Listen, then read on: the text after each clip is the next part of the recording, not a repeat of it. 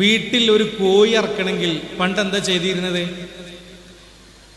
നമ്മളെ ജോലി അറവുശാലയാണെങ്കിൽ പോലും എന്നാലും നമ്മൾ ഈ നാടൻ കോഴിനെ പിടിച്ച് കവറിലാക്കിയിട്ട് കാലൊക്കെ കെട്ടിയിട്ട് ഇന്ന മോനെ പള്ളിയിലുണ്ടാവും മൊല്ലാക്ക, അല്ലെങ്കിൽ ഉസ്താദ് ഒന്ന് കോഴിനെ അറുത്തുകാണ്ട് കൊണ്ടുവരേന്ന് പറയും. ശരിയാണോ?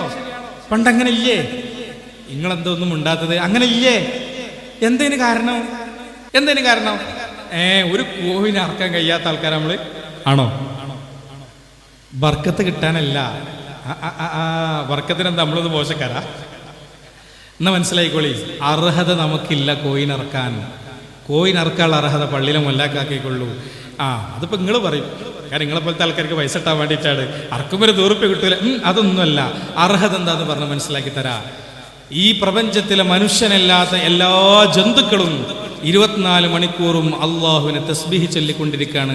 ഖുർആനിൽ അത് പറയുന്നുണ്ട്. ശരിയാണോ അല്ലേ? വിശുദ്ധ ഖുർആനിൽ പറഞ്ഞത് യുസബ്ബിഹു ലില്ലാഹി മാ ഫിസ് സമാവാതി വമാ ഫിൽ അർദ്.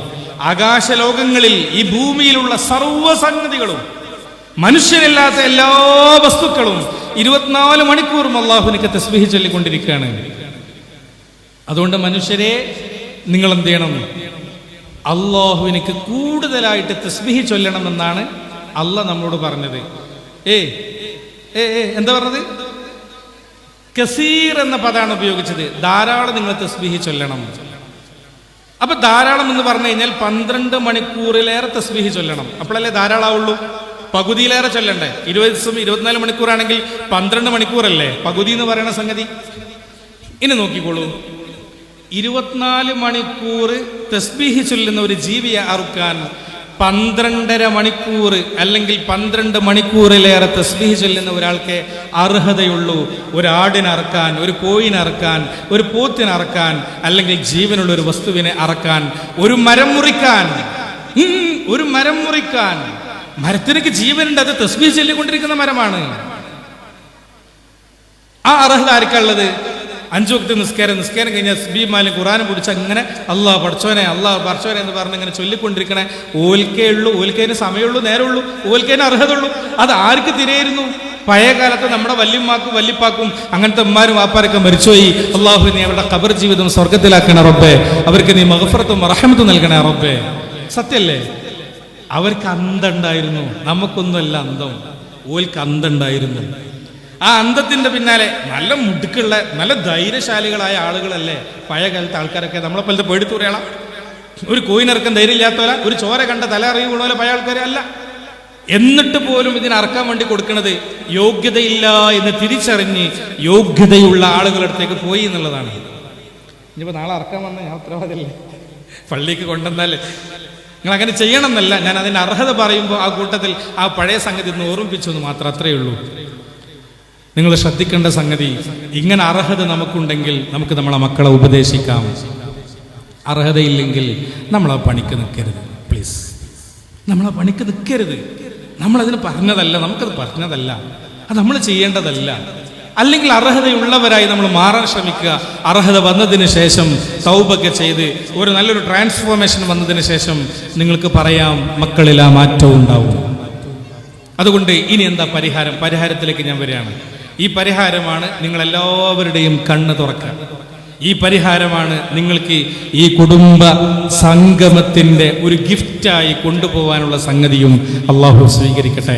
അള്ളാഹു അങ്ങനെ ഉൾക്കൊള്ളാനും മനസ്സിലാക്കാനും തൗഫീക്ക് നൽകട്ടെ. പരിഹാരം ഇതാണ്: ട്രെയിനിങ്, പരിശീലനം. എന്താ വേണ്ടത്? ഉപദേശം കൊടുക്കലോ ഷൗട്ട് ചെയ്യലോ അടിക്കലോ അല്ല വേണ്ടത്. പരിഹാരം അവരെ പരിശീലിപ്പിക്കുക എന്ന് പറയുന്ന സംഗതിയാണ്. എന്താ ഇയാള് പറഞ്ഞത്? ഒരു പിടി കിട്ടണില്ലല്ലോ. പരിശീലിപ്പിക്കുക എന്താ സംഗതി? ഉപദേശിക്കാൻ പാടില്ല എന്ന് പറഞ്ഞാൽ തന്നെ നമ്മുടെ മനസ്സിലാകെ ബേജാറായി. ആകെ പിടിച്ചു നിൽക്കുന്നത് ഈ 3 സാധനം കൊണ്ടാണ്. അല്ല തലി കയറില്ല മക്കള്. ഇപ്പൊ ഇത് 3 പാടില്ല എന്ന് പറഞ്ഞാൽ എന്താ കാണുക അല്ലെ, എന്താ കാട്ടുക എന്ന് ആലോചിച്ചിട്ട് ആകെ സങ്കടത്തിലാണുള്ളത്. ഇവിടെയാണ് ഗൗരവത്തോടുകൂടെ പറയുന്നത് പരിശീലനമാണ് ഇതിന് മുഴുവനുള്ള പരിഹാരം. ആ പരിശീലനം എങ്ങനെയെന്ന് ഞാനൊന്നിങ്ങനെ വിശദീകരിക്കാം. ഒന്നിന്റെ കൂടെ വരണേ. പരിശീലനം വേഴ്സസ് ഉപദേശം. ഒന്നെല്ലാവരും കൂടെ വരും. എന്താ 2 വ്യത്യാസം മനസ്സിലാക്കി തരാം. എല്ലാവരും നിങ്ങൾ ജന്മം നൽകിയ നിങ്ങളുടെ മക്കളെ ഒരു വയസ്സ് 1.5 വയസ്സിലേക്ക് ഒന്നിങ്ങനെ കൊണ്ടുവന്ന മനസ്സുണ്ട്. നിങ്ങളുടെ മകനെയും മകളെയും എത്ര കുട്ടികളാണോ അത്രയും മക്കളെ 1 വയസ്സ് 1.5 വയസ്സിലേക്ക് നിങ്ങൾ ഒന്നിങ്ങനെ കൊണ്ടുവന്നോ, അവരെ മനസ്സിലേക്ക് കൊണ്ടുവന്നോ. ഇനി എൻ്റെ ചോദ്യം ഇതാണ്, നിങ്ങളും നിങ്ങളുടെ ഭാര്യയും, അല്ലെ നിങ്ങളും നിങ്ങളുടെ ഉമ്മയും ഉപ്പയും, അല്ലെ നിങ്ങളും ആ വീട്ടിൽ അന്ന് മുതിർന്നവരായി ആരൊക്കെയാണോ ഉണ്ടായിരുന്നത് അവരൊക്കെ നിങ്ങളുടെ കുഞ്ഞിനെ നടത്തം പഠിപ്പിച്ചത് ഉപദേശിച്ചിട്ടാണോ പരിശീലിപ്പിച്ചിട്ടാണോ? പറഞ്ഞോളൂ. പരിശീലിപ്പിച്ചിട്ടാണ്. സ്വന്തമായി അപ്പിട്ടാലും മൂത്രിച്ചാലും സ്വന്തമായി കഴുകാൻ വേണ്ടി നിങ്ങൾ അവരെ പരിശീലിപ്പിച്ചതാണോ ഉപദേശിച്ചതാണോ? ഏതായിരിക്കും? പരിശീലനല്ലേ? ആണോ? അല്ലേ? പരിശീലിപ്പിച്ചതാണ്. സ്വന്തമായി വസ്ത്രം ധരിക്കാൻ, അവളെ ഉടുപ്പ് ധരിക്കാൻ, അവനെ പാൻറ്റും ഷർട്ടും ധരിക്കാൻ, അതിലെ ബട്ടൺസ് ഇടുമ്പോൾ അങ്ങും കയറി ഇറങ്ങാതെ അത്രമേൽ കൃത്യമായി അത് ചെയ്യാൻ, ചെരുപ്പ് ധരിക്കുമ്പോൾ വലതും ഇടതും മാറിപ്പോവാതിരിക്കാൻ നിങ്ങൾ അവരെ പരിശീലിപ്പിച്ചതാണോ ഉപദേശിച്ചതാണോ? എല്ലാം നമ്മൾ പരിശീലിപ്പിച്ചതാണ്. ഈ പരിശീലനം ഇപ്പൊ ചെയ്യരുത് എന്ന് ആരാ നമ്മളെ പഠിപ്പിച്ചത്? പരിശീലിപ്പിക്കാൻ പാടില്ല എന്ന് ആരാ നമ്മളോട് പറഞ്ഞത്? നമ്മളൊന്ന് പറ്റിക്കപ്പെട്ടു, അല്ലെങ്കിൽ ആരോ നമ്മളെ പറ്റിച്ചിട്ടുണ്ട്. പരിശീലിപ്പിക്കാൻ പാടില്ല എന്ന് ആരാ നമ്മളോട് പറഞ്ഞത്? നമ്മളങ്ങനെ തീരുമാനിച്ചിരിക്കുകയാണ്. കുട്ടിയൊക്കെ വലുതായി, മദ്രസ സ്കൂളൊക്കെ പോകാൻ തുടങ്ങി, ഇനി പരിശീലിപ്പിക്കാൻ പാടില്ല. ഇനി എന്താ ചെയ്യേണ്ടത്?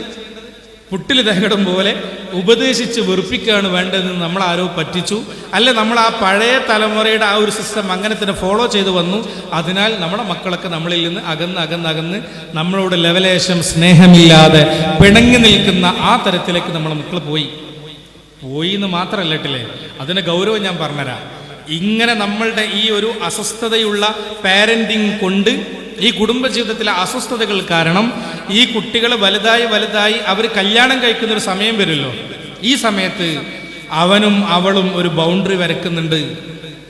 നിങ്ങളുടെ കല്യാണം കഴിപ്പിച്ച മകൾ ഒരു ബൗണ്ടറി വരക്കുമ്പോൾ ആ ബൗണ്ടറിയുടെ ഉള്ളിലേക്ക് അവളുടെ ഭർത്താവ് ഉണ്ടാകും. നിങ്ങളുടെ മകൻ കല്യാണം കഴിച്ചാൽ ആ കല്യാണം കഴിച്ചിട്ട് അവൻ വരക്കുന്ന ഒരു ബൗണ്ടറി ഉണ്ട്. ആ ബൗണ്ടറിയിൽ അവന്റെ ഭാര്യ ഉണ്ടാകും. ഉമ്മയും വാപ്പയും പുറത്തായിരിക്കും എന്നാണ് ആ പറഞ്ഞതിന്റെ അർത്ഥം. നിങ്ങൾക്ക് മനസ്സിലാകുന്നുണ്ടോ? നിങ്ങൾ ഇവിടെ ഉണ്ടോ? എന്ത്? കല്യാണം കഴിഞ്ഞു കഴിഞ്ഞാൽ അവര് വരക്കുന്ന ഒരു ബൗണ്ടറി ഉണ്ട്. ആ ബൗണ്ടറിയിൽ നിന്ന് ഉമ്മയും വാപ്പയും പുറത്തായിരിക്കും. ഇന്ന് നമ്മൾ അനുഭവിക്കുന്ന ഏറ്റവും വലിയ പ്രശ്നം തന്നെയാണ് ഈ ബൗണ്ടറി ഇന്ന് പുറത്തു പോവലാണ്, നമ്മൾ അധികപ്പറ്റാവലാണ്. അള്ളാഹു നമ്മൾക്ക് ബോധം നൽകട്ടെ, അള്ളാഹു നമ്മളെ കാത്തുരക്ഷിക്കട്ടെ. ഈ ലെവലിലേക്കാണ് കാര്യങ്ങൾ മുന്നോട്ട് പോകുന്നത്. അതുകൊണ്ട് പരിശീലനമാണ് ഇതിന്റെ പരിഹാരം. എത്ര വയസ്സ് വരെ നിങ്ങളെ കുട്ടിയെ പരിശീലിപ്പിക്കണം? 0 to 21. 0 to 21. ജനിച്ചത് മുതൽ ഒന്നും അറിയാതെ ജനിക്കുകയാണ് മനുഷ്യ കുഞ്ഞ്. മൃഗങ്ങളോ 75% എല്ലാം ജനറ്റിക്കലി കോഡ് ചെയ്ത് എല്ലാ നിലക്കും ബ്രെയിനിന്റെ വളർച്ച 75% കംപ്ലീറ്റ് ആയിട്ടാണ് മനുഷ്യനല്ലാത്ത ഈ പ്രപഞ്ചത്തിലെ 20 ദശലക്ഷം ഇനം ജന്തുക്കളിലെ മനുഷ്യനല്ലാത്ത മുഴുവൻ വർഗങ്ങളും അങ്ങനെയാണ് ഭൂമിയിലേക്ക് വരുന്നത്. അതുകൊണ്ടല്ലേ നമ്മൾ പറഞ്ഞ പോത്തുകുട്ടിക്ക് നീന്തം പഠിപ്പിക്കണോ? വേണോ? ഏതെങ്കിലും കോഴ്സിന് ചേർന്ന് സ്വിമ്മിങ്ങിന്റെ പരിശീലനത്തിന് ചേർന്നിട്ടാണോ? അല്ല. നമ്മൾ ആരും പഠിപ്പിക്കേണ്ട ആവശ്യമില്ല. ജനറ്റിക്കലി കോഡ് ചെയ്തിട്ടാണ് ഈ പ്രപഞ്ചത്തിൽ മനുഷ്യനല്ലാത്ത മുഴുവൻ വസ്തുക്കളും ഈ പ്രപഞ്ചത്തിലേക്ക് അള്ളാഹു പടച്ചു വിടുന്നത്. അവരൊക്കെ കടന്നു വരുന്നത്. അവർക്കറിയാം സ്വന്തമായി എണീക്കാൻ, അവർക്കറിയാം സ്വന്തമായി സ്വന്തം അമ്മയുടെ അകിടിൽ പോയി അവിടെ ഒന്ന് രസമുകുളങ്ങളെ ഉണർത്തി ആ അമ്മയുടെ അമ്മിഞ്ഞ പാല് ആസ്വദിച്ചു കുടിക്കാൻ അവർക്ക് നേരത്തെ അള്ളാഹു അതിനുള്ള എല്ലാ ആവശ്യമായ സംഗതികളും കോഡ് ചെയ്ത് വെച്ചിട്ടുണ്ട്. അവരത് ചെയ്യും. നമ്മളാരും പ്രാക്ടീസ് ചെയ്ത് കൊടുക്കേണ്ട ആവശ്യമില്ല. എന്നാൽ മനുഷ്യൻ എങ്ങനെയല്ല. മനുഷ്യൻ ഒന്നിനും അറിയാത്തവനായിട്ടാണ് ഈ ഭൂമിയിലേക്ക് കടന്നു വരുന്നത്. പൊക്കിൾ കൊടി മുറിക്കുന്നതോടുകൂടെ, ആദ്യമായി കരയുന്നതോടുകൂടെ ആ കുഞ്ഞ് സ്വന്തമായി ശ്വസെടുക്കാൻ പഠിക്കുകയാണ്.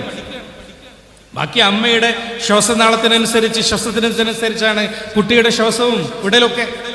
അതുകൊണ്ട് ഒന്നും അറിയാത്തവനായി ജനിച്ചു വീണ് നമ്മൾ എല്ലാം പരിശീലിച്ചിട്ട് വേണം. ഇത് നമ്മൾ ഔദ്യോഗികമായിട്ട് മനസ്സിലായിക്കോളൂ.